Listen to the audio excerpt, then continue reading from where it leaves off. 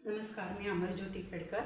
आज आपण मुलांना मधल्या वेळी खाण्यासाठी, मुलांना काही मोठ्यांना सुद्धा चालतं, खाण्यासाठी ही भडंग करतो आहे. त्या भडंगसाठी मी हे कोल्हापुरी कुरमुरे घेतलेत, याला भडंगच म्हणतात. आणि हे खूप छान म्हणजे चुरचुरीत असतात, असे कडक असतात, हे नसतात, मऊ नसतात. आता मी ह्याच्यासाठी तेल टाकलं आहे. तेल चांगलं तापलं आहे. ह्याच्यामध्ये शेंगदाणे टाकते. शेंगदाणे थोडेसे व्हायला आले ना की मग मी ह्याच्यामध्ये लसूण घालणार आहे. पण लसूण आधीच घातला आणि मग तो थोडासा लाल झाला आणि मग शेंगदाणे घातले ना की शेंगदाणे कच्चे राहतात. आता हे शेंगदाणे जरा होऊन देणार आहे. हे बघा, आता हे शेंगदाणे थोडेसे झालेले आहेत. म्हणजे अगदी पूर्ण लाल होऊन द्यायचे नाही, पण मध्यम झाले की लसूण आपण टाकतो त्याच्याबरोबर हे शेंगदाणे परत होतात. आता हा मी लसूण घेतला आहे. तुम्हाला किती आवडतो त्याप्रमाणे घ्या, पण ह्याला लसणाचा वास खूप छान लागतो. त्यामुळे एक 5-6 पाकळ्या तरी कमी घेतल्या आहात. म्हणजे तुमची भडंग किती आहे त्याच्याप्रमाणे आहे.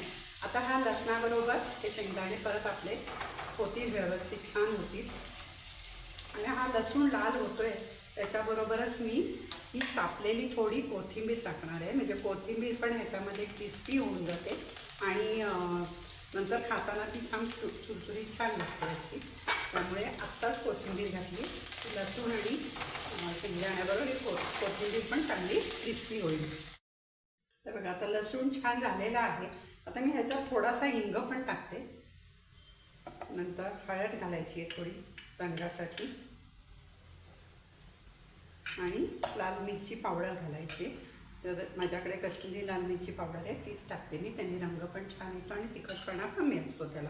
आणि थोडंसं ना मी याला चाट मसाला घेते, म्हणजे जरा चटकपटक चांगलं लागतं. त्यामुळे थोडा चाट मसाला घातला आहे. हे सगळं मी तेलामध्ये छान घातलेलं आहे. त्यामुळे ते सगळीकडे तेलाबरोबर आपल्या सगळ्या ह्याला भडंगला लागतं. आता ह्याच्यामध्येच थोडंसं मी मीठ पण घालते. म्हणजे मीठ घातलं ना की ते तेलाबरोबर सगळं मीठ पण भडंगला लागतं. आता हे सगळे जिन्नस आपले घालून झालेले आहेत. आता ह्याच्यामध्ये आपण लगेच ही भडंग घालायची आणि छान परतवून घ्यायचं. आणि हे सगळं टाकताना तुम्ही एक लक्षात ठेवा, तुम्ही तेलामध्ये परतून घेता त्यावेळेला गॅस अगदी बारीक ठेवायचा, किंवा तेल छान तापलेलं असतं तर बंद केला तरी चालेल. ते सगळं टाकून छान परतवून घ्यायचं आणि मग परत गॅस सुरू करायचा. अशी ही भडंग आपली आता एक 5 मिनटं छान ह्याच्यात परतवून घ्यायची. हे बघा, आता हे 5 मिनटं मी छान परतवून घेतलं आणि गॅस बंद केला आहे. हे आपली भडंग छान तयार आहे. हे 5 मिनटं मंद गॅसवर परतवून घेतल्यामुळे ह्याला सगळे मसाले व्यवस्थित लागतात.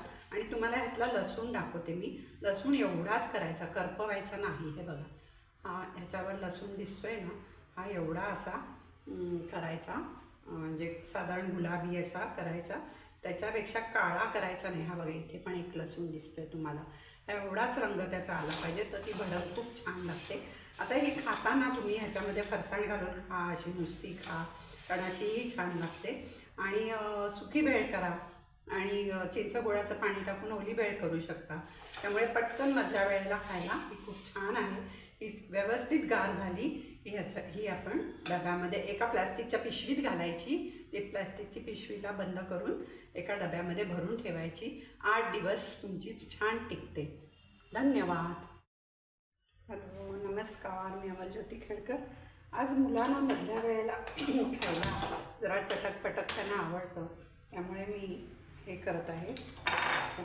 मखाने मसाला मखाने करत आहे. म्हणजे त्याच्यासाठी मी थोडं 1 चमचा हे साजूक तूप टाकते.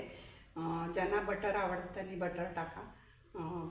बटरमध्ये जास्त चांगलं लागतं, पण बटर जास्त मी देत नाही मुलांना, म्हणजे नातवंडांना, म्हणून मग मी 1 चमचा साजूक तूप टाकलं आहे. 1 चमचा साजूक तूप टाकलं आहे. हे थोडंसं गरम होऊन द्यायचं. आणि ह्याच्यामध्येच आहे ना थोडंसं आपण तुपामध्ये थोडंसं परतलं जाईल म्हणून थोडी अगदी कश्मीरी लाल मिरची टाकते. अगदी थोडी टाकली आहे, म्हणजे त्याचा काय म्हणजे असं खूप तिखटपणा येणार नाही आणि जरा चटकपटक छान लागतं आहे. म्हणून मग मी थोडासा पाणीपुरी मसाला टाकते, कारण पाणीपुरी मसाल्यामुळे ना त्याला असं छान टेस्ट येते. तर थोडा पाणीपुरी मसाला टाकते आणि थोडंसं मीठ टाकते त्याला. आता हे सगळं तुपामध्येच सगळं टाकून घ्यायचं, असं जळून द्यायचं नाही.